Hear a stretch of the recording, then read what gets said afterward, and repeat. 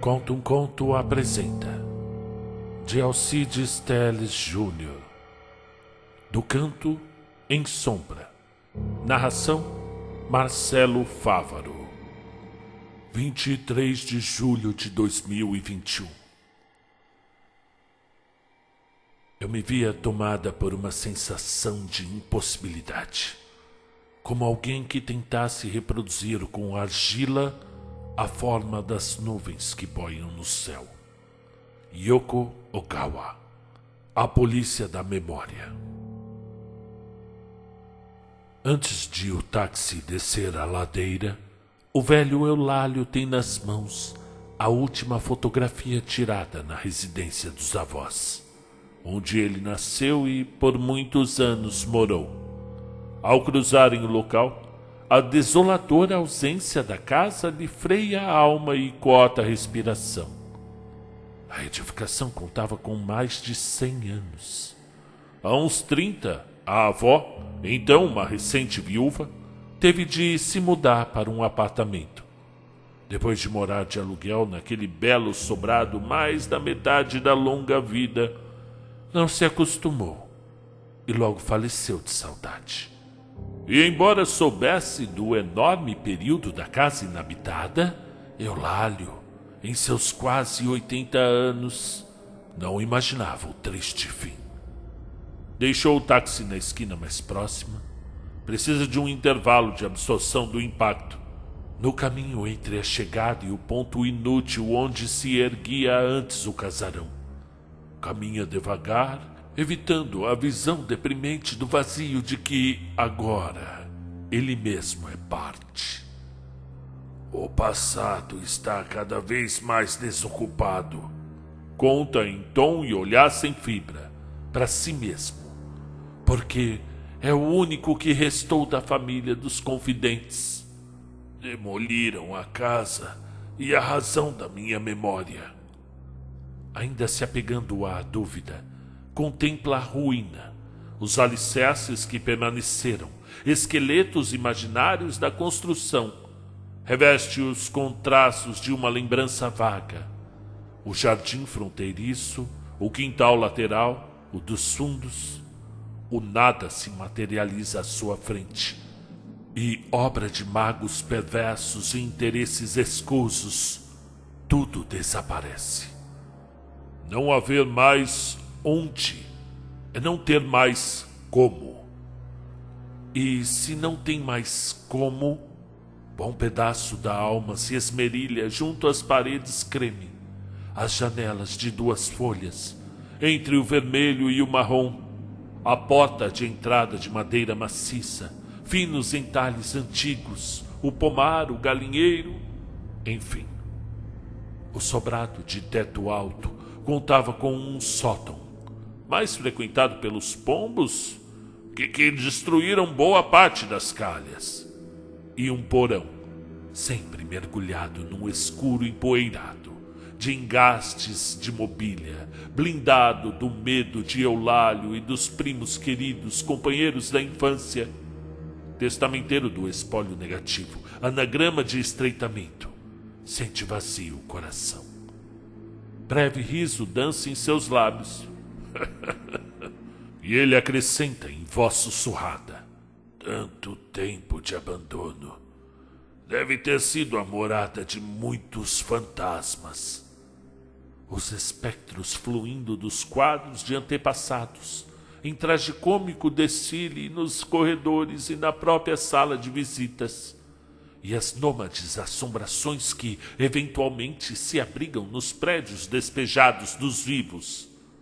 Quando, no apartamento, escutou da avó as últimas vontades, ele já imaginava a invasão dos espíritos nos recintos da casa, mas é óbvio, não herdariam senão os espaços que a mudança esvaziou.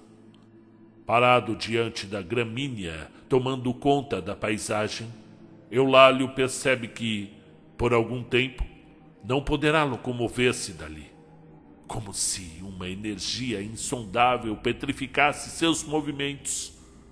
Espera preocupado que não o notem e acabem se perguntando: O que faz aquele senhor idoso pregado na calçada? Para onde foram os fantasmas? Monologa baixinho, e o solilóquio dá mostras de agir como remédio para que ele suporte a paralisia. Pobres desses espíritos, afinal, tinham de qualquer maneira um lar. O ar parado da tarde faz que sinta certo incômodo para respirar. Afrouxa o laço da gravata, o suor escorre das têmporas. O que será? Por que demoliram a casa? Não respeitam nem os mortos. Que falta de ar. Afoba-se, faces avermelham, olha para os lados, as feições se encrespam, passa o lenço na testa para enxugar o tempo. A mão abre caminho no paletó, apalpa a camisa suada e espalma o peito. As batidas do coração se aceleram. Ele busca um anteparo, mas os muros da casa não passam de reminiscências da época de concreto, da necessidade de segurança. Mas 6 ou 7 passos tem, no entanto, um poste. Travado e passando mal, Eulálio é alvo de olhares que poucos demoram. Semblantes de pura estranheza, curiosidade e temor de se aproximar. Não precisam vir, cicia. Só me deem um tempo. Eu vou me recompor. Ainda estou me equilibrando. Os outros passam, viseiras da indiferença, compromissados com seus destinos. O dono do bar em frente desvia o olhar de onde a indignação de Eulálio estacionou. Tomara que ninguém me ofereça ajuda. Pensa, eu não estou em condições nem de falar direito. Não vão entender porque eu estou aqui, sem nada que possa me atrair. Só esse vazio, esse nada. O trânsito ganha volume. O crepúsculo toma conta da rua. Luzes meia-tinta, os faróis altos se sequenciam no corpo inerte do velho, que se ofusca, se agita, se desassossega. Tenta cobrir o rosto dos focos que o cegam. Para os motoristas, enfurnados atrás do volante, pensa. É como se pedestres não existissem. São formigas que retornam aos formigueiros, nem todos contribuindo. Hoje, com a rainha mãe, arqueia o corpo maltratado pelos anos. A crise de tosse o desloca, para lá e para cá. Olhares esgazeados, perde o domínio de si. A consciência emborca na noite que se instala de vez. Eu estou fazendo o que eu posso. Até quando meu corpo e alma tiverem fim, aí já não haverá um eu que lamente deixar tudo inacabado. Então a morte não me preocupa. As imagens se embaralham, tudo são vultos que nele esbarram. O velho está perdendo o equilíbrio. E nessa hora escura, imprecisa, que obscurece os sentidos e as vontades, ocorre a Eulálio que hoje é sexta-feira, o dia da semana que escolheu para sempre visitar a sua querida avó. Ela já deve estar esperando pelo neto preferido. Amanhã os primos vão brincar e finalmente abrir o cadeado do porão e investigar, saber o que existe por lá.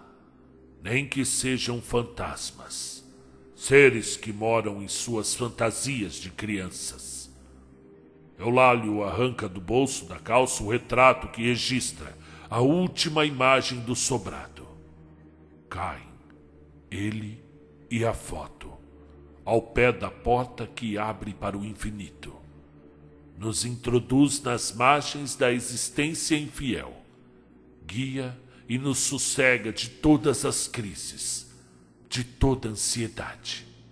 Sorrindo, o velho ergue com muito esforço a cabeça, dirigindo um longo pestanejado e alegre olhar para a figura esbelta e altiva de mulher que o espera à porta da casa.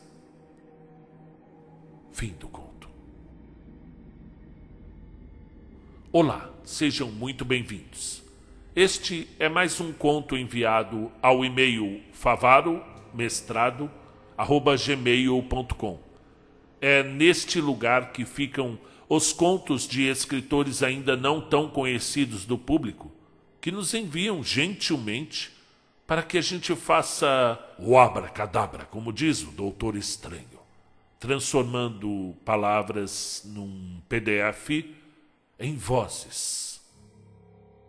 Prezado professor Marcelo Fávaro, meu nome é Alcides Teles Júnior. Sou professor universitário e já publiquei 3 livros na minha área, filosofia. Eu moro em Santos. Sou inscrito no canal e só tenho a elogiar o alto nível literário dos contos narrados, além da maestria na narração. Envio-lhe 2 contos de minha autoria. Curtos porque a experiência humana é instantânea. Não passam, todos que escrevo, de 4 páginas em folha de sulfite. Realmente, a vida é assim. São recortes. E é por isso que as pessoas gostam tanto de ouvir histórias. Porque a vida é feita de recortes, momentos. Alguns muito bons, outros ruins. Eu confesso que esse conto me arremeteu, primeiramente, a Uma Vela para Dario, que conta justamente a história de um homem que vem caminhando no meio da avenida da cidade e começa a passar mal. E caso vocês queiram ouvir, tem aqui, é só digitar Uma Vela para Dario, do Trevisan. E conforme foi seguindo a história, eu comecei a pensar na casa de minhas 2 vós, nas casas, né? Uma delas, na zona norte de São Paulo, ali na Avenida Mazei, foi uma casa de muita alegria e hoje não mais existe. Se tornou uma mecânica, se eu não me engano, ou um depósito de carros velhos. Às vezes eu fico olhando quando eu passo por lá, muito difícil passar por lá.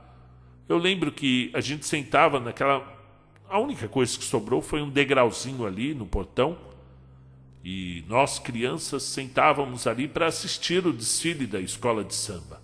Devia ser do Tucuruvi mesmo. Descia a Avenida Mazei. Foram bons tempos aqueles. Foi uma boa infância. E na casa da minha avó paterna, na Penha, na Zona Leste, na Rua Padre João, um conjunto de casinhas, ela morava na penúltima. E a gente descia o corredor correndo, fazendo a maior algazarra. Essa casa ainda deve existir, mas sem a minha vozinha. E você? Quais foram as memórias que você teve na casa da sua avó? Ela ainda existe? A casa? Comente aqui. Vamos fazer um bate-papo. Eu agradeço por ter chegado até essa parte do vídeo. Peço sua inscrição e espero ler novas histórias do Alcides Teles Júnior muito em breve. Até a próxima.